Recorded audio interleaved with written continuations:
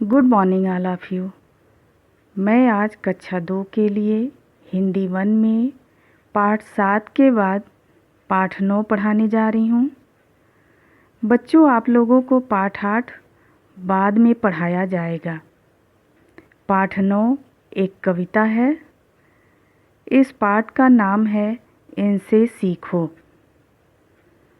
प्रस्तुत पाठ में कवि ने प्राकृतिक वस्तुओं के माध्यम से परोपकार की प्रेरणा देते हुए उन्नति की ओर अग्रसर रहने की सीख दी है।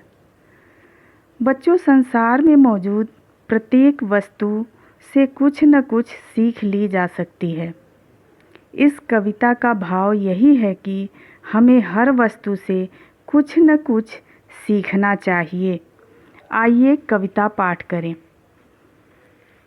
फूलों से नित हंसना सीखो, भौरों से नित गाना। फूलों से नित हंसना सीखो, भौरों से नित गाना।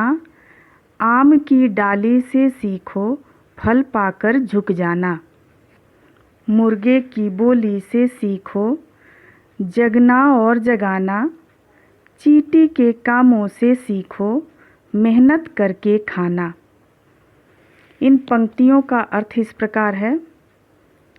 फूलों से नित हंसना सीखो, भौरों से नित गाना।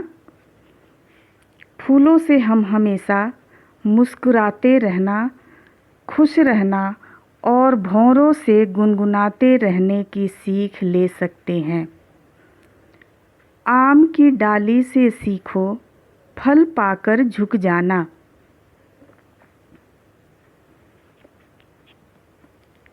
जिस प्रकार आम की डाली बिना फल के ऊपर की ओर रहती है, किंतु फल लगने के बाद डालियां झुक जाती हैं, उसी प्रकार हमें भी बड़े होने के बाद भी विनम्र और शालीन होना चाहिए।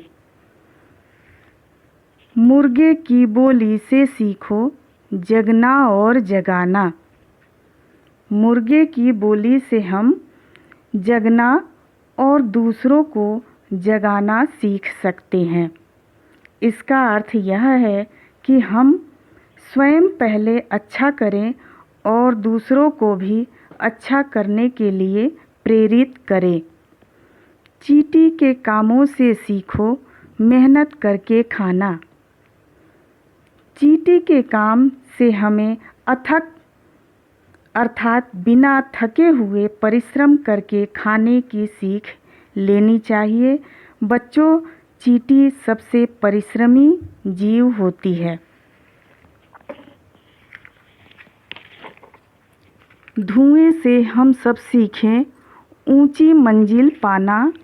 सूरज की किरणों से सीखें जगमग जग कर जाना।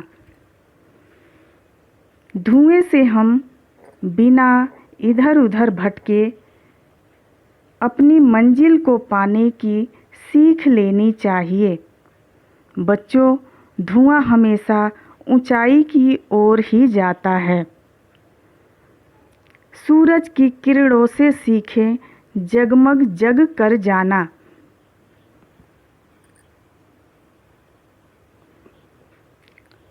जिस प्रकार सूरज की किरणें पूरे संसार को जगमग कर देती हैं, प्रकाशित करती हैं, उसी प्रकार हमें भी अपने आसपास और समाज के लिए कुछ ऐसा करना चाहिए जिससे सभी लाभान्वित हों और समाज को एक नई दिशा प्राप्त हो।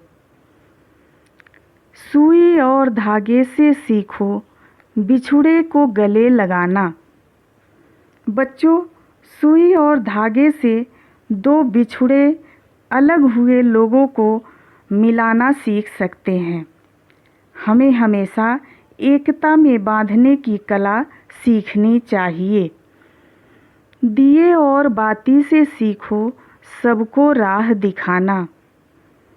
बच्चों, दिए और बाती से हमें सबको राह दिखाने की सीख लेनी चाहिए। बच्चों, अंधेरा दूर करने के लिए एक दिया भी महत्वपूर्ण होता है, जो खुद जलकर दूसरों को प्रकाशित करता है। तो यह था आपका कविता पाठ और उसके अर्थ। अब कुछ प्रश्नों के उत्तर जान लेते हैं। फूलों से हम क्या सीख सकते हैं? फूलों से हम हंसना सीख सकते हैं। दूसरा प्रश्न, चींटी हमें क्या सिखाती है? तो बच्चों, चींटी हमें मेहनत करके खाना सिखाती है। तीसरा प्रश्न, धुएं से हम क्या सीख सकते हैं? धुएं से हम ऊंची मंजिल पाना सीख सकते हैं। अब कुछ बहुविकल्पी प्रश्न।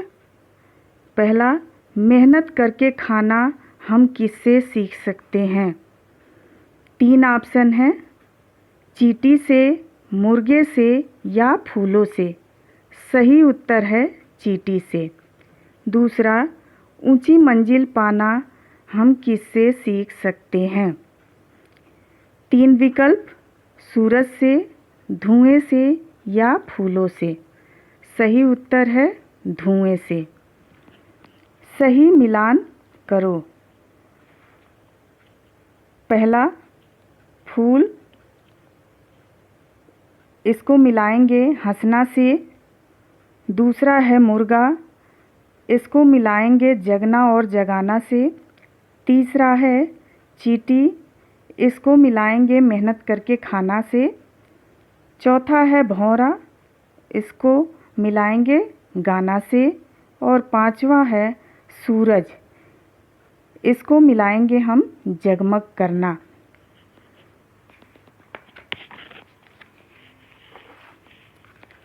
अब अनेकार्थी शब्दों के 2-2 अर्थ लिखना है यहाँ पर। पहला शब्द है लाल, जिसका अर्थ होगा रंग और दूसरा अर्थ होगा बेटा। दूसरा शब्द है हार। अब इसका भी अर्थ होगा हार में मतलब माला और दूसरा अर्थ होगा पराजय। तीसरा शब्द है जड़, इसका अर्थ होता है तना और दूसरा अर्थ होगा मूर्ख।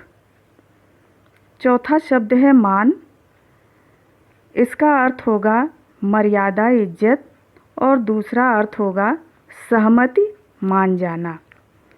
बच्चों, रचनात्मक कार्य अपनी कॉपी में करेंगे पाठ के अंत में, जिसमें आपको संबंध सहित मिलान करना होगा। पहला चित्र यहाँ पर दिया हुआ है तितली का। तितली का संबंध फूल से होता है। दूसरा चित्र है सुई, इसका संबंध धागे से होता है। तीसरा चित्र है वृक्ष का, इसका संबंध फल से होता है। इसका मिलान करेंगे आप लोग अपनी कॉपी में, इस चित्र को बनाएंगे और मिलान करेंगे। धन्यवाद।